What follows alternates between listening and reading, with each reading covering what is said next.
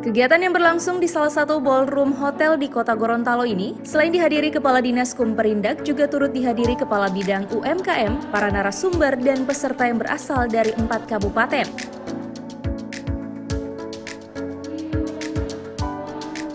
Kepala Dinas Kumperindak saat memberikan arahan dalam pembukaan kegiatan, sangat berharap agar seluruh peserta dapat mengikuti pelatihan ini dengan sebaik-baiknya. Di pemasaran juga itu terkait dengan biaya operasionalnya.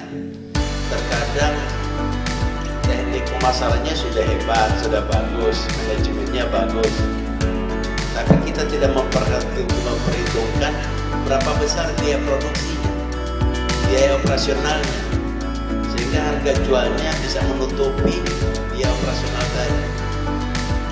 Adapun pelatihan ini dibagi menjadi 4 kelas, diantaranya pelatihan desain kemasan. Hal ini agar produk yang dibuat oleh UMKM terlihat lebih menarik. Kemasan sendiri merupakan salah satu ujung tombak penjualan suatu produk dan mempunyai peranan yang sangat penting karena akan selalu terkait dengan komoditi yang dikemas dan sekaligus merupakan nilai jual dan citra produk. Nilai jual ini meningkat ketika produk yang dihasilkan mendapat nilai tambah dari kemasan yang menarik. Sedangkan citra produk terkait dengan gambaran produk dalam benak konsumen akan semakin baik apabila produk itu dikemas secara baik. Pelatihan desain kemasan produk untuk pelaku UMKM ini untuk memberikan wawasan desain dan bentuk kemasan baru yang membuat produk menjadi lebih bernilai dan aman. Metode yang diterapkan dalam kegiatan ini adalah metode presentasi mengenai pengenalan bentuk dan desain packaging, demonstrasi mengenai contoh kemasan produk yang baik, disesuaikan dengan produk yang diproduksi oleh UMKM, diskusi untuk menganalisis beberapa kemasan produk pembanding, dan evaluasi dengan mengamati hasil pelatihan yang didapat. Olehnya, melalui pelatihan ini, peserta diharapkan dapat mengembangkan kemasan produknya agar lebih bernilai jual, sementara Dinas Kumperindak akan terus melakukan pendampingan bagi seluruh UMKM di Provinsi Gorontalo.